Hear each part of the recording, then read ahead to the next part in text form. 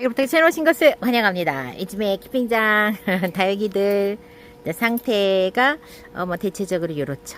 자, 꽃대도 제거를 자, 꽃대는 여러분들 안쪽에 요렇게 이렇게 심지처럼 요렇게 지금 있어요. 그래서 요게 있었던 자리가 목대에 남아 있는 거잖아요. 그래서 요게 나중에 그 자리로 이제 물이 들어가거나 이제 균이 들어가거나 이제 이렇게 하면 그러면 이제 망가지는 거예요. 그래서 꽃대 자리 제거를 할 때는 날이 선선한 날 관수 하고 나서 적어도 관수 물이 다 없어지고, 아니면은 요거 꽃대를 제거한 다음에 며칠이 지나서 하시는 게 좋겠죠. 자, 요거는 제가 아마 꽃대에 있는 이파리를 띄어가지고 번식을 하려고 했을 거예요. 그런데 꽃의 상단 쪽에는 꽃을 피려고 하는 그 호르몬이 많이 있기 때문에 여기서 이렇게 자구가 나오는 게 아니라 다시 꽃이 이렇게 핍니다. 그러니까 여러분들도 경험을 해보시면, 그래서 어디 볼까? 요 얘기는 하단 쪽에 있는 아이여가지고, 얘는 보시면 여기에서는 지금 자구가 나왔죠. 꽃을 피우려고 하는 호르몬 때문에 꽃이 피어지는 거고요. 사람도 신호가 우리가 이제 호르몬으로 신호를 다 주는 것처럼 얘네들도 마찬가지예요. 그래서 플로리긴이라고 하는 개화 호르몬이 많이 몰려 있는 꽃 상단의 이파리들을 입고지를 하면 저렇게 다시 또 꽃이 나오는 경우가 간혹가다 있어요. 그러니까 아래쪽은 자, 유화가는 이름이 불카노스. 작년 9월 달에 제가 이렇게 식재를 해놨는데, 이 얘기는 제가 조금 더 크게 키워가지고 예쁘게 키우려고 했던 거고, 이 당시에 제가 이 불카누스를 선택을 했던 이유는 뭐냐면, 다른 아이들하고 조금 다르게 불카누스 살짝 새엽 타입이거든요. 근데 얘는 환엽에다가 약간 조금 이런 약간 느낌이 좀 달랐어요. 자, 롱기시마 규배종 아이들이 이제 일교차가 심해지면 이렇게 심하게 피멍깨멍 들게 이렇게 물이 들어오잖아요. 자, 이렇게. 근데 여기에서도 조금 바람직하지 않은 이제 상태가 뭐냐면, 요런 누렁 떡잎 같은 이런 이파리들이 이렇게 많이 생기는 거는 딱히 그렇게 바람직하진 않아요. 자, 저희 엄마가 며칠 전에 또 물을 줬었거든요. 근데 애들이 벌써 물을 다 먹고 화분이 가벼워졌어요. 여름이라고 해서 애들이 물을 안 먹는 건 아니에요. 이렇게 습도가 높은데도 물은 다 먹어요. 그래서 대신에 물을 줄 때에는 좀 이렇게 사실 개별 관수하는 게 제일 좋죠. 너무 많이 말고 그냥 적당량. 그 다음에 저는 지금 미생물이 녹여져 있는 물을 주는데, 지금 보시면 이 사막토에 애들 넣어놓으면 물을 막 뱉어내는 것 같은 그런 느낌이 드는데, 얘는 지금 쏙쏙 들어가죠. 그 이유가 뭐냐면, 한번 물을 먹고 화분이 바짝 마르기 전에 제가 다시 살짝 관수를 해주기 때문에 그러는 거거든요. 그래서 관수의 텀도 이렇게 이제 약간 조금 영향이 있죠. 자, 그리고 이 녀석은 호박인데, 이 호박도 사실은 헐 24년도부터 있었던 호박이네. 3년 된 호박이야. 대박. 3년 된 호박. 4두나 되네요. 4두 이제 예뻐져야 될 때인데, 자, 요 녀석이 이제 예뻐져야 될 때인데, 자, 4두 호박. 이제 호박은 여러분들 분생이 좀 귀해가지고, 지금 호박 3두 얼굴 크면 16,000원씩 이렇게 하잖아요. 자, 호박은 다육이가 군생이 좀 귀합니다. 그래서 지금 호박 철화가 금액이 좀 작은 사이즈 애기들 그렇게 비싸지 않으면 이거 호박 철화 구매하셔가지고 조금 좀 생얼 좀 많이 좀 키워서 그렇게 한번 해보시고, 철화 자체를 좀 즐기시는 분들은 철화를 좀 해보시고, 철화도 그대로 한번 키워보셨으면 좋겠어요.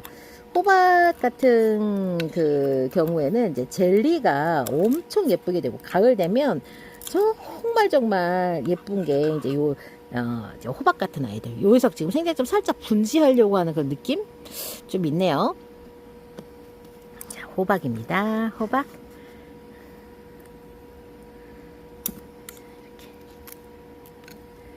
요새는 호박 철화도 나오죠.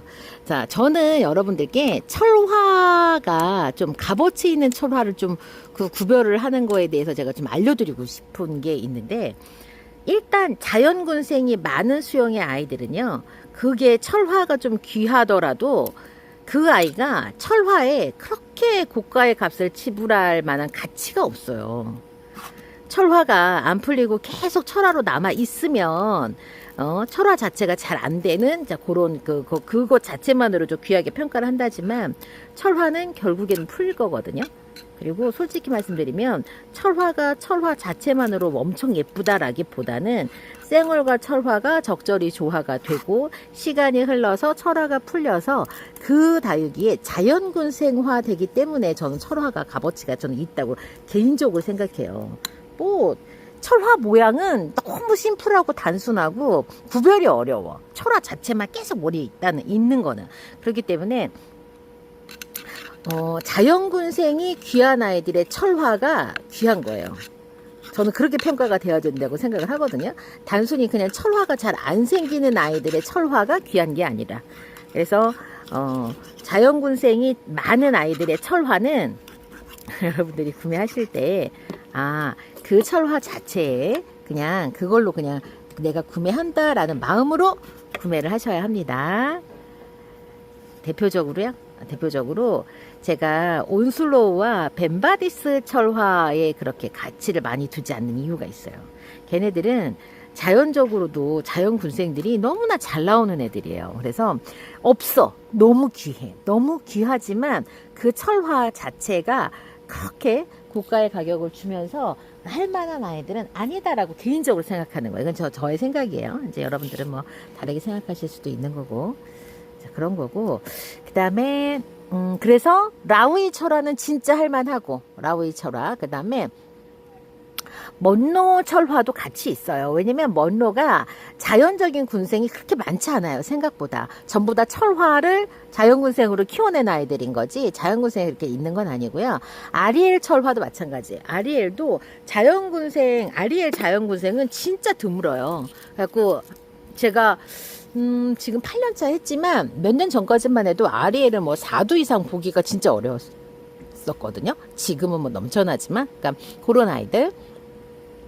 파랑새도 자연군생이 정말 어렵습니다. 파랑새 자연군생 어렵기 때문에 파랑새 철화가 지금도 고가인 이유가 있어요. 파랑새 철화는 그래서 이제 파랑새 철화는 정말 가치가 있어요. 가치가 있고 그다음에 샴페인 철화도 가치가 있어요. 샴페인도 자연군생이 굉장히 드물거든요. 그래서 샴페인 자연군생도 좀 값어치가 있습니다. 그다음에 또 이제 철화가 잘 안 나오는 아이들이 저는 비안뜨 철화는 본 적이 없어요. 아직까지. 근데 비안뜨도 솔직히 자연군생은 잘 돼요. 비안뜨도 자연군생은 잘 만들어져서 비안뜨 자연군생의 가격이 그렇게 높진 않거든요. 근데 비안뜨 같은 경우에는 성장세가 우리나라에서는 그렇게 좋은 편은 아니거든요. 그래서 비안뜨는 자연군생, 그러니까 철화를 만나도 철화가 쉽게 풀리지 않고 그 철화의 수영이 정말 멋지게 이렇게 딱 고정이 되어 있다면 그건 좀 값어치가 저는 있다고 생각하거든요. 그래서 여러분들이 이 철화의 가격을 처음에 딱 할 때 단순히 없는 아이들이 시중에 새로 나와서 너무 신기해서 드물어서 얘네들의 값어치가 딱 매겨졌을 때 그때 당장은 당연히 그렇죠. 시장에 없으니까 물건이. 근데 시간이 조금만 흘러가지고 그 아이들이 어떻게 변할지 그 다음에 공급은 또 얼마만큼 될 건지 이렇게 보시면서 좀 이렇게 결정하시는 것도 나쁘지 않을 것 같아요. 근데 호박은 뭐 진짜 호박 그 철화 자체도 자연 군생이 귀하니까 철화도 저는 아직까지도 괜찮다고 생각해요. 자, 요 호박 근생 자 이렇게 하엽 정리하고 또 이렇게 보여드렸는데 지금도 색감 예쁘죠. 얘는 오래 묵어서 그래요. 지금 막 나오는 아이들은 철화로 나오는 뭐 군생으로 나오는 아이들은 안 묵어져 가지고 자 그런데 여기서 진짜 가을 되면 정말 예뻐집니다. 아쉬움이 있다면 여기서 사이즈가 좀 더 커야 되는데 지금 이 상태에서 굳혀지게 된다면 요 녀석은 안 되거든요. 좀 더 얼굴이 커야 돼요. 얼굴이 커야 되는데 자, 이렇게 굳혀서 버렸네. 자, 오늘은 자, 호박, 자, 군생, 자, 그 다음에 또 불카누스 군생 하엽 정리하면서 꽃대에 어떤 부위가 이꼬지를 하면 군생이 나오고 그러니까 자구가 나오고 어떤 부위는 꽃이 나오는지 그 다음에 철화를 이제 여러분들이 구매할 때 그 철화가 진짜 귀한 철화인지 아니면은 나중에 조금 가격대가 조금 하락할 철화인지에 관해서 이야기를 드렸습니다. 자 오늘은 여기에서 마칩니다. 전 다음 시간 다시 봬요. 안녕히 계십시오.